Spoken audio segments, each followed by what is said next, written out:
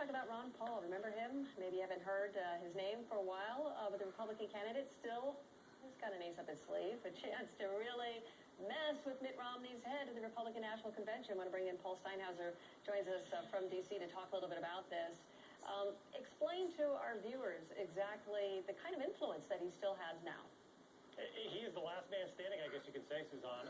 Newt Gingrich gone, Rick Santorum gone, both of them suspending their campaigns. But Ron Paul, the longtime congressman from Texas, he continues on. I mean, listen, we know it is over. Mitt Romney is the presumptive GOP nominee. He will win the nomination officially in Tampa for the Republican convention. But Ron Paul continues to campaign out there. And over the weekend, Suzanne, this is fascinating.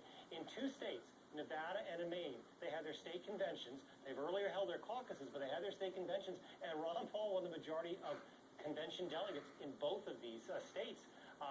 And that is interesting and troublesome, I guess, for the Romney campaign. Listen, Ron Paul's got devoted, energetic, enthusiastic supporters, and they really crowded these 2 state conventions. And now Ron Paul has won the majority that may be contested by the Romney campaign.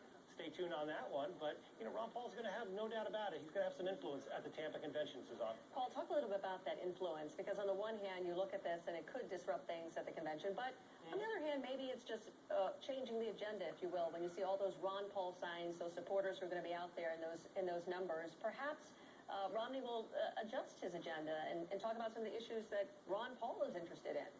And that's really what Ron Paul is all about. You know, I think his campaign is less a campaign for the White House and more of a campaign for a movement to really, you know, and his movement, we've seen it. He's proselytized this over and over again. A smaller federal government, less taxes, less government spending, more of a libertarian approach to things. And yeah, even though Mitt Romney won over 50% of the vote in those Nevada caucuses back in early February, Ron Paul will now have a majority of the delegates out of Nevada unless things are overturned. But they're going to have to vote for Mitt Romney, at least on the first ballot. I guess, you know, I talked to some Ron Paul advisors, and maybe there's a little bit of hope that this thing will go past the first ballot. It's not. But Ron Paul will have some influence at that convention. He will have a speaking role. And one other thing to look at, tomorrow we've got primaries in 3 states, right. Indiana, Nevada, right in North Carolina, and West Virginia.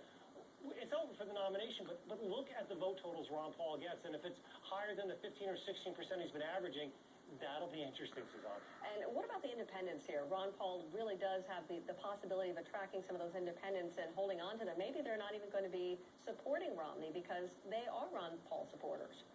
That's a good point, too, and that's why I think you're really going to want to see Mitt Romney have good relations with the Paul camp, because Romney's main objective now is going up against President Obama in November, of course, obviously, and he wants his house unified. And that's why I think you're going to have to see some kind of relationship between the Romney and the Ron Paul camp. One other thing out there, Rand Paul, Ron Paul's son, of course, the freshman senator from Kentucky. Who knows what his future is? Who knows if, you know, Mitt Romney does not win in November, if Rand Paul will make his own bid, follow in his father's footsteps, make his own bid for the White House in 2016. Stay tuned on this one, Suzanne. All right, staying tuned as always, Paul. Thanks. Thank you. Fortune magazine releasing its list of the top 500